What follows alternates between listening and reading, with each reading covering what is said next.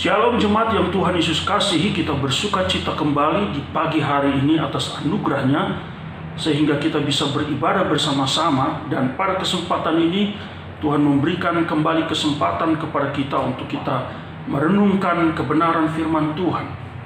Sebelum kita merenungkan firman Tuhan, mari kita berdoa. Kami berterima kasih atas rahmat Tuhan bagi kami sekalian, sehingga Tuhan kembali memberkati kami dalam ibadah kami di pagi hari. Terima kasih kami bisa memuji-muji Tuhan, menyembah-Mu, dan pada kesempatan ini kami akan bersama-sama menikmati firman Tuhan.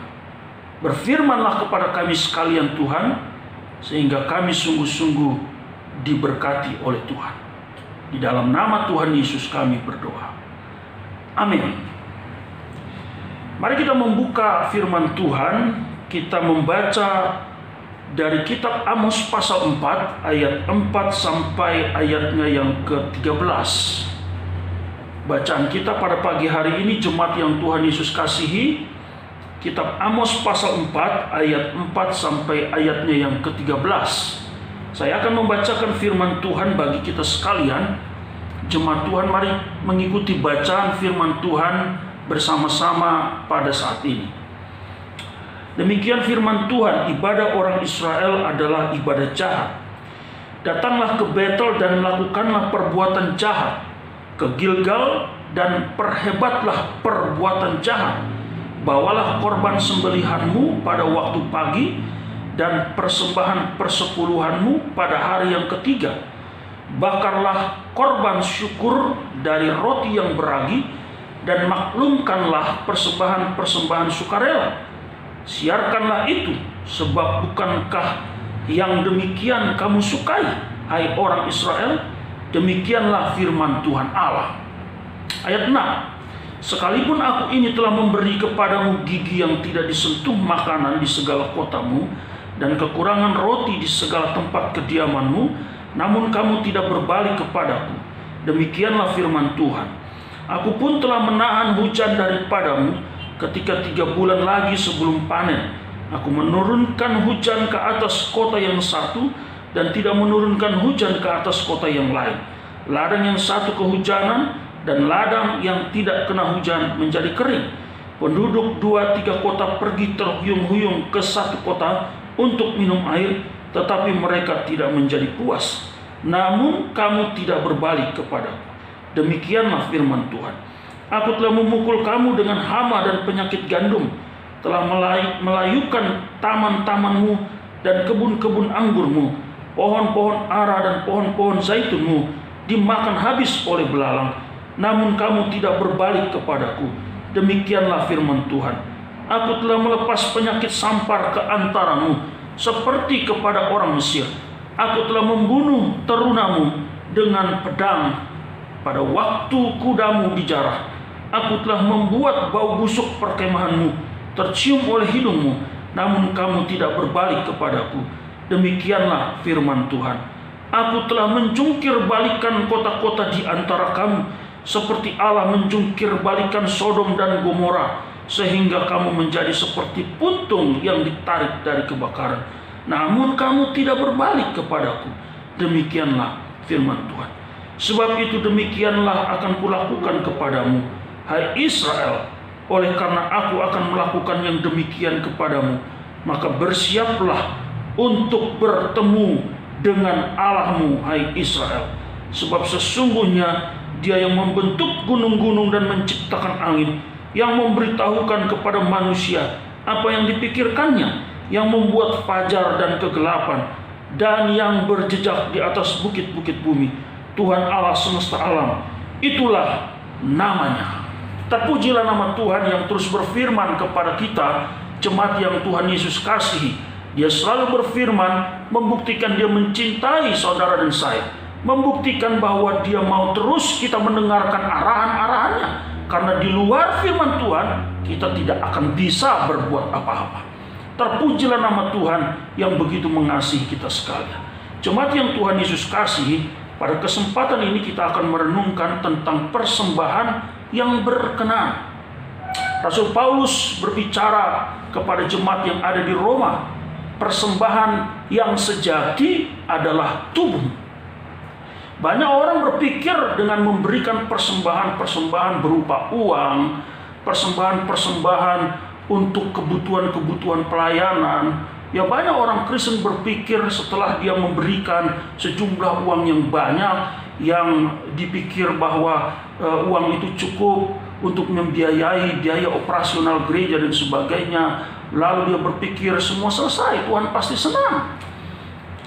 Lalu orang yang memberi itu tidak mengintrospeksi diri bagaimana hubungan relasinya dengan Tuhan.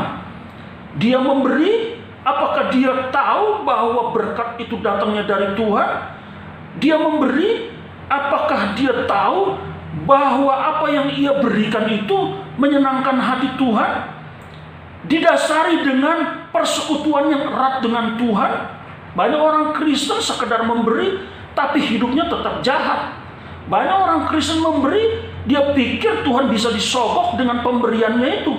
Banyak orang Kristen memberi, orang Kristen itu berpikir Tuhan senang dengan uangnya yang banyak itu, dan Tuhan tidak melihat perbuatan-perbuatan yang buruk. Oh tidak, Tuhan tidak bisa dipermainkan, Tuhan tidak bisa ditipu. Mungkin kita bisa menipu manusia, kita bisa menipu pendeta, kita bisa menipu majelis, kita bisa menipu siapa saja. Uang yang kita miliki itu dari hasil perbuatan dosa, uang yang kita miliki itu banyak. Mungkin kita bekerja berjeli lelah, lalu kita bisa mendapatkan uang. Tapi hubungan pribadi kita dengan Tuhan tidak beres, kita selalu hidup dalam dosa, maka itu semua tidak berkenan bagi Tuhan. Mari jemaat yang Tuhan Yesus kasih, Nabi Amos dipakai oleh Tuhan untuk menyuarakan kebenaran Tuhan, supaya orang Israel sadar bahwa apa yang mereka lakukan selama ini itu salah. Apa yang mereka sudah lakukan. Kalau kita membaca dalam bagian firman Tuhan ini kan, kita mengikuti bacaan firman Tuhan ini, jelas sekali bahwa mereka memberi persembahan, memberi banyak persembahan untuk pekerjaan-pekerjaan Allah Israel yang begitu luar biasa. Justru mereka siarkan apa yang sudah mereka berikan, supaya orang lain tahu bahwa betapa luar biasanya mereka memberi sesuatu bagi Tuhan. Tetapi jemaat yang Tuhan Yesus kasih, kalau kita melihat apa yang disuarakan oleh Amos, Tuhan justru tidak menyukai semua itu.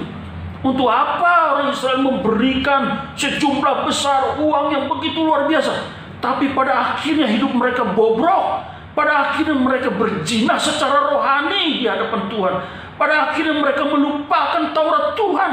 Mereka tidak lagi menjadikan Taurat Tuhan itu direnungkan siang dan malam, dan menjadi kecintaannya kepada Tuhan yang sudah memberikan berkat-berkat itu kepada mereka. Mari kita merenungkan sejenak tentang bagian ini. Apakah kita menjadi bagian seperti orang-orang Israel? Kecenderungan kita berpikir dengan uang semua beres. Kita berpikir dengan uang yang kita berikan bagi Tuhan beres. Oh tidak. Ada beberapa hal dari bagian firman Tuhan ini yang kita renungkan. Persembahan yang berkenan.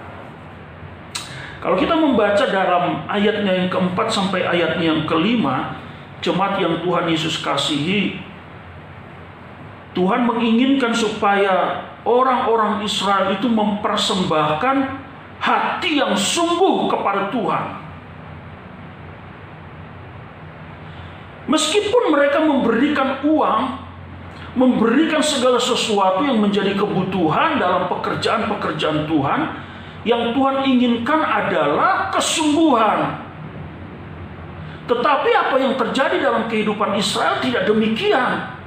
Mereka memberikan, coba kita lihat dalam ayatnya yang ke-5, mulai dari ayatnya yang keempat bagian B. Bawalah korban sembelihanmu pada waktu pagi, dan persembahan persepuluhanmu pada hari yang ketiga. Ayat yang kelima, bakarlah korban syukur dari roti yang beragi, dan maklumkanlah persembahan-persembahan sukarela. Siarkanlah itu, sebab bukankah yang demikian kamu sukai, hai orang Israel? Demikianlah firman Tuhan Allah. Mereka semangat di dalam hal memberi persembahan, memberi korban syukur, memberi perpuluhan demi perpuluhan. dan disiarkan, disampaikan kepada banyak orang tentang perbuatan-perbuatan mereka yang luar biasa. Tetapi dalam ayatnya yang keempat, Tuhan berbicara melalui Nabi Amos, datanglah ke Betel dan lakukanlah perbuatan jahat, ke Gilgal dan perhebatlah perbuatan jahat, dan seterusnya. Artinya apa? Kita melihat mereka berbuat jahat, mereka berbuat dosa, tapi mereka juga memberi persembahan. Mereka juga memberikan korban-korban syukur, membawa perpuluhan-perpuluhan. Tapi setelah itu mereka berbuat jahat kepada Tuhan. Mereka melakukan hal-hal yang tidak berkenan kepada Tuhan. Lucu ya. Coba kita merenungkan sejenak dalam hal ini. Ini menjadi cermin bagi kita. Seringkali kita juga seperti itu. Ya, dalam peribadahan kita seperti luar biasa. Kita hidup suci, hidup benar. Dalam peribadahan kepada Tuhan kita memberi sesuatu yang sangat menyenangkan hati Tuhan, dan seterusnya dalam ibadah-ibadah. Tapi dalam kehidupan kita tiap-tiap hari, akhirnya kita tidak memperdulikan firman Tuhan.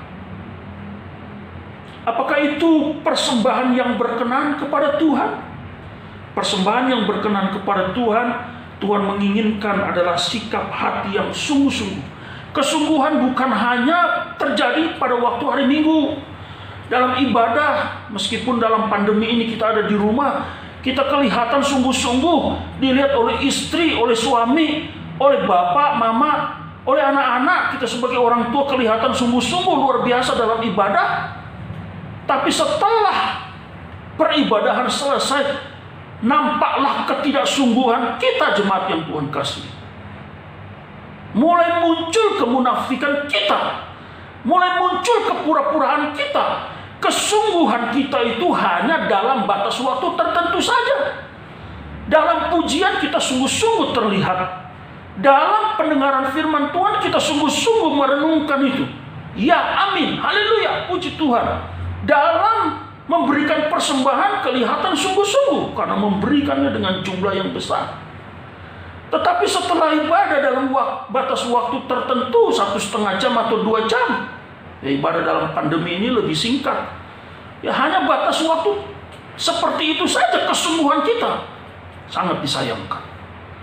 Kita lebih cenderung ingin dinilai manusia, tapi kita tidak peduli dengan penilaian Tuhan kepada kita. Mari kita melihat orang-orang Israel. Nabi Amos dipakai Tuhan dalam bagian firman Tuhan ini untuk menyuarakan, hai engkau orang-orang munafik, seperti begitulah. Hai engkau orang-orang yang penuh dengan kepura-puraan, engkau berbuat jahat, tapi engkau juga membawa korban sembelihanmu, engkau membawa persembahan-persembahan persepuluhanmu, engkau membawa segala sesuatu yang luar biasa, persembahan-persembahan. Banyak orang mengetahui engkau menyiarkannya itu, dan itu menjadi kesukaan bagimu. Tapi sesungguhnya di hadapan manusia mungkin engkau dinilai hebat, tapi di hadapan Tuhan engkau adalah sesuatu yang sangat menjijikan bagi Tuhan. Seperti itulah kira-kira yang disampaikan oleh Amos kepada Israel. Apa yang Tuhan sampaikan kepada kita, jemaat yang Tuhan kasihi secara pribadi melalui bagian firman Tuhan ini? Apakah kita menjadi orang Kristen yang seperti itu? Kesungguhan kita hanya dalam batas-batas waktu tertentu saja, tapi setelah itu kita hidup lagi dalam dosa. Kesukaan-kesukaan kita adalah jauh dari Tuhan. Justru Tuhan hanya kita jadikan satu pribadi yang bisa menghapus dosa kita. Setelah itu kita lagi hidup dalam dosa dan seterusnya, mendukakan hati Tuhan. Mari kita kembali kepada firman Tuhan. Mari kita jujur sama Tuhan. Kalau selama ini saya setengah-setengah kesungguhan hati saya, ampuni saya Tuhan. Kalau selama ini saya hanya sungguh-sungguh dalam batas waktu tertentu saja supaya orang menilai aku orang yang rohani, ampuni aku Tuhan. Jadi persembahan yang berkenan yang pertama yang Tuhan inginkan, kesungguhan hati kita. Mari kita berdoa, Tuhan, ajarlah aku untuk aku sungguh-sungguh Tuhan. Kesungguhanku nyata di hadapan-Mu Tuhan. bukan sekedar di pandangan manusia. Aku sungguh-sungguh, Tuhan tahu isi hatiku. Oh Tuhan. Itu yang pertama, jemaat yang Tuhan Yesus kasih, kita perlu melihat bagian firman Tuhan. Yang kedua, jemaat yang Tuhan kasih, dari ayat 6 sampai ayatnya yang ke-11, kalau kita melihat bagian firman Tuhan ini, betapa luar biasanya Tuhan sudah menghajar Israel bertubi-tubi dengan caranya Tuhan. Tetapi Israel tetap bertahan. Kalau kita perhatikan, sekalipun aku ini telah memberi kepadamu gigi yang tidak disentuh makanan di segala kotamu, namun kamu tidak berbalik kepadaku. Itu yang pertama.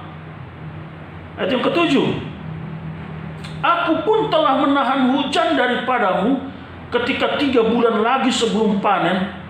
Aku menurunkan hujan ke atas kota yang satu dan tidak menurunkan hujan ke atas kota yang lain. Ladang yang satu kehujanan dan ladang yang tidak kena hujan menjadi kering. Penduduk 2-3 kota pergi terhuyung-huyung ke satu kota untuk minum air, tetapi mereka tidak menjadi puas. Namun kamu tidak berbalik kepadaku. Nah, Tuhan sudah memberikan ganjaran kepada mereka, di mana Tuhan menahan mereka tidak bisa makan dan mereka sangat sulit untuk mendapatkan minum. Tapi firman Tuhan bilang apa? Engkau tidak juga berbalik kepada Tuhan. Apalagi ayat yang ke-9, aku telah memukul kamu dengan hama dan penyakit gandum. Tapi ayat yang ke-10 lagi, aku telah melepas penyakit sampar ke antaramu, seperti kepada orang Mesir. Aku telah membunuh terunamu dengan pedang pada waktu kudamu dijarah. Dan seterusnya. Ayat yang ke-11, aku telah menjungkir balikan kota-kota di antara kamu, seperti Allah menjungkir balikan Sodom dan Gomora. Namun kamu tidak berbalik kepadaku. Demikianlah firman Tuhan. Coba kita merenungkan bagian firman Tuhan ini. Betapa keras kepalanya orang-orang Israel. Sudah Tuhan beri penghukuman, Tuhan sudah memberikan ganjaran dari perbuatan hidup mereka. Mereka masih tetap bertahan. Mereka masih tetap untuk tidak kembali kepada Tuhan. Mereka belum juga jerah. Mereka tidak memiliki sikap hati yang tunduk kepada Tuhan. Mereka tidak menyadari siapa mereka dan siapa Tuhan. Memang kalau dosa sudah menguasai hati, seseorang tidak lagi memiliki pemikiran yang normal. Dosa sudah merasuk hati, menguasai hati. Banyak orang tidak lagi berpikir untuk mengubah hidupnya lebih baik. Dia sudah berpikir gaya hidup seperti itulah yang terbaik baginya. Setan sudah membodohi pola pikirnya sehingga tidak mau maju. Hati-hati Bapak Ibu sekalian yang Tuhan Yesus kasihi. Jangan pernah bermain-main dengan setan. Jangan mau juga ditipu setan. Kalau Tuhan sudah memberi pengajaran yang begitu luar biasa, supaya kita berubah, berbalik dari cara hidup yang lama, dan akhirnya dengan belas kasihannya kita ditebus. Dan Tuhan ingin supaya kita hidup sungguh-sungguh di dalam Kristus Yesus. Maka mari kita taati Tuhan. Mari kita tunduk kepada Tuhan. Maka apa yang disampaikan Paulus di dalam kitab Roma itu ibadah yang sejati, di mana sikap hati kita itu sungguh-sungguh mau tunduk kepada Tuhan, sungguh-sungguh mau taat kepada Tuhan, sungguh-sungguh menyadari bahwa hanya di dalam Yesuslah maka kita akan mengalami berkat demi berkat. Perubahan demi perubahan yang Allah kerjakan itu bukan merugikan kita, bukan membuat kita menjadi manusia yang mundur, bukan membuat kita menjadi manusia yang primitif, bukan membuat kita menjadi manusia yang tidak bisa berpikir dengan baik. Tidak, Karya Roh Allah dalam hidup kita itu membangkitkan pola pikir kita. Karya Roh Allah dalam hidup kita itu membuat kita bisa berpikir jernih. Seharusnya apa yang harus aku buat supaya hidupku lebih baik lagi, supaya hidupku menjadi berkat bagi banyak orang, supaya pola pikirku itu maju, pola pikirku itu berkembang, sehingga banyak orang mendapatkan berkat dan hidupku pun diberkati oleh Tuhan. Bapak Ibu sekalian yang Tuhan Yesus kasihi, makanya kalau kita membaca bagian firman Tuhan ini, betapa bodohnya orang Israel. Mereka terjebak dengan pola hidup yang lama dan mereka berpikir dengan gaya hidup seperti itu, sehingga mereka bertahan. Mereka berpikir bahwa apa yang firman Tuhan sampaikan itu tidak membawa dampak apa-apa dalam hidupnya, sehingga mereka tidak mau berbalik kepada Tuhan. Sampai nanti penghukuman Tuhan, mereka dihabisi oleh Tuhan. Mari jemaat yang Tuhan Yesus kasihi, kalau Tuhan terus berfirman kepada kita untuk kita tunduk, kita taat, dengarkanlah firman Tuhan itu. Kalau firman Tuhan selalu berkumandang dalam kehidupan kita secara pribadi, dalam keluarga kita, terus menerus dia mengingatkan betapa kasihnya luar biasa, bukan? Seperti seorang ayah, seorang ibu terhadap anak-anaknya. Banyak anak berkata cerewet, banyak anak-anak berkata, aduh udah tahan aku dengan nasihat-nasihat orang tua ini. Cerewetnya minta ampun, sehingga akhirnya bertengkar. Ada yang lari dari rumah, tinggalkan rumahnya karena tidak tahan dengan omongan nasihat-nasihat dari orang tua. Itu cilakalah anak yang seperti itu. Bapak Ibu, jangan kita berperilaku seperti orang Israel. Mereka mau lari tinggalkan Tuhan. Tuhan justru sudah beri ganjaran. Ganjaran itu bukti kasih Allah kepada Israel. Tapi Israel tetap bertahan. Mari kita menjadi anak-anak Tuhan yang mau taat. Tuhan selalu ingatkan kita. Tuhan selalu berfirman, taat, tunduk. Siapa kamu rupanya? Kamu tidak ada apa-apanya di luar Tuhan. Maka kita harus datang sama Tuhan. Maka kita harus berbalik kepada Tuhan. Ya Tuhan, aku mau tunduk. Karena Engkaulah yang sangat tahu tentang hidupku. Engkau pemilik hidupku. Engkau sangat tahu bagaimana aku hidup. Aku mau hidup seturut dengan firman-Mu Tuhan. Aku mau tunduk kepadamu Tuhan. Kalau Engkau beri aku ganjaran, aku mau bertobat Tuhan. Aku mau datang Tuhan. Kalau Engkau memberikan aku nasihat-nasihat, aku mau terima Tuhan.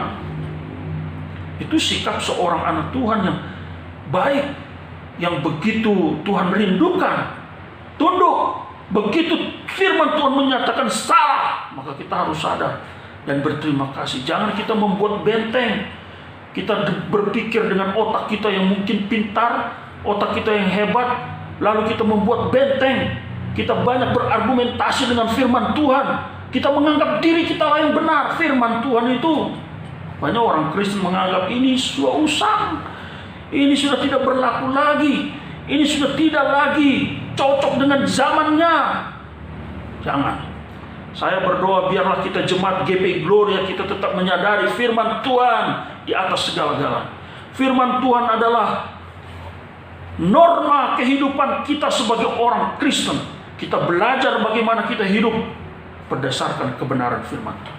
Mari kita memiliki hati yang tunduk, hati yang taat, hati yang menyadari saya tidak ada apa-apanya. Saya ini bodoh, saya najis, saya kotor.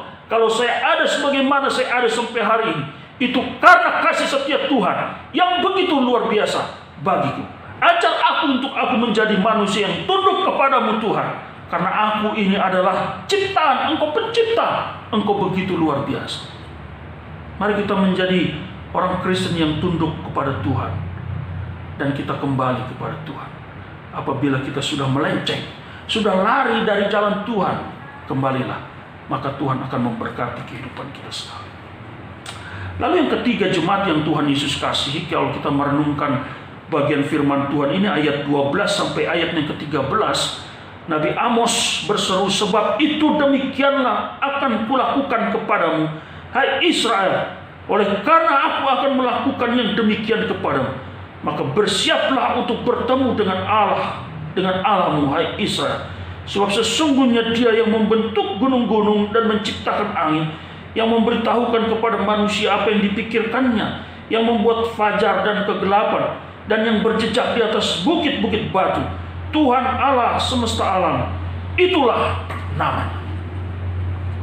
Jadi Nabi Amos kembali berteriak bahwa Tuhan tidak akan pernah berhenti untuk memberi ganjaran kepada Israel. Supaya apa? Supaya Israel sampai sungguh-sungguh menyadari keberdosaannya, sungguh-sungguh menyadari kebobrokannya, sungguh-sungguh menyadari bahwa mereka butuh Yahweh, butuh Tuhan. Itu cara Tuhan luar biasa. Tuhan tidak pernah berhenti, Tuhan tidak pernah membiarkan, Tuhan selalu memberi ganjaran supaya manusia sadar dirinya butuh Tuhan. Jadi Amos berseru bahwa Tuhan akan terus melakukan ganjaran itu, melakukan hukuman itu, sampai Israel berjumpa dengan Allah. Ini kan ungkapan yang begitu luar biasa. Artinya Israel tidak bisa menghindari Tuhan, tidak bisa. Israel tidak bisa lari dari Tuhan. Siapa Israel rupanya? Amos berseru kepada Israel, bersiaplah untuk bertemu dengan Allahmu, hai Israel. Nabi Amos ingin menyuarakan kepada Israel, siapa Israel, siapa Allah. Sehingga dalam ayat yang ke-13 itu, sebab sesungguhnya Dia yang membentuk gunung-gunung dan menciptakan angin. Jadi kita harus punya sikap mengagumi karya Allah yang begitu luar biasa. Sikap hati yang mengagumi Tuhan, junjungan kita yang kita sembah, kita muliakan. Mengagumi karya Tuhan itu terwujud dalam kehidupan, sikap hidup kita tiap-tiap hari. Pujian penyembahan kita kepada Tuhan, kedekatan kita selalu mengagumi, menghormati Dia, menyembah Dia, mempermuliakan Dia dalam hidup kita. Itu luar biasa. Tidak ada Tuhan yang bisa disejajarkan dengan dirinya, tidak ada. Amos berseru, Dia yang membentuk gunung-gunung dan menciptakan angin, yang memberitahukan kepada manusia apa yang dipikirkannya, yang membuat fajar dan kegelapan, dan yang berjejak di atas bukit-bukit bumi. Tuhan Allah semesta alam, itulah namanya. Israel harus menyadari ini. Mereka tidak bisa jauh dari Tuhan. Israel harus menyadari ini. Sampai kapanpun Tuhan akan memberikan ganjaran sampai mereka sadar. Seharusnya bersyukur. Kita pun harus bersyukur kalau Tuhan tidak pernah diam. Kalau sampai hari ini kita terus masih dalam penghukuman Tuhan, Tuhan mengganjar kita karena kita berbuat dosa, kita harus bersyukur sampai kita tunduk. Tuhan, ini saya. Ya, orang yang sombong, orang yang angkuh, merasa tidak butuh Tuhan. Nasihat-nasihat firman Tuhan dianggap lalu, tidak perlu. Karena aku pintar, karena aku hebat, luar biasa. Itu orang sombong. Kalau Bapak Ibu menolak firman Tuhan, Bapak Ibu jadi orang yang sombong. Sampai Tuhan hukum pun tidak sadar bahwa Tuhan ingin kita kembali. Mari Bapak Ibu, kita harus kagum akan karya Tuhan. Kalau Bapak Ibu, saudara dan saya ada sebagaimana kita ada sampai hari ini, kita harus kagum akan karya Tuhan. Semua karena karya-Mu Tuhan. Aku masih bisa melayani Tuhan, aku masih bisa bekerja di situasi yang sulit ini, pandemi ini, itu karena karya Tuhan. Itu karena luar biasanya cinta Tuhan bagi kita. Meskipun dunia sudah masuk dalam masa-masa resesi, tapi kita masih bisa cukup kebutuhan hidup kita tiap-tiap hari. Bukankah itu karya Tuhan? Kita harus kagum akan karya Tuhan, jemaat yang Tuhan kasih. Mari kita berdoa terus. Terima kasih. Ku kagum akan Engkau Tuhan. Ku kagum Engkau tidak pernah tinggalkan aku Tuhan. Aku kagum, itu sebabnya aku terus menyembah-Mu Tuhan. Aku kagum tidak ada Allah seperti Engkau, sehingga aku harus terus dekat dengan-Mu Tuhan. Karena di luar Engkau Tuhan, aku nol, aku tidak bisa buat apa-apa. Mari jemaat yang Tuhan Yesus kasih. Situasi yang sulit yang kita alami tidak membuat kita menjadi putus pengharapan, putus asa. Situasi yang sulit yang kita alami, mari kita terus melihat akan karya Kristus, karya Tuhan, yang begitu luar biasa. Dia tidak pernah tinggalkan Bapak, Ibu, Saudara, dan saya. Dia selalu menjaga, dia selalu melindungi, dia selalu mengarahkan kita dengan firman-Nya.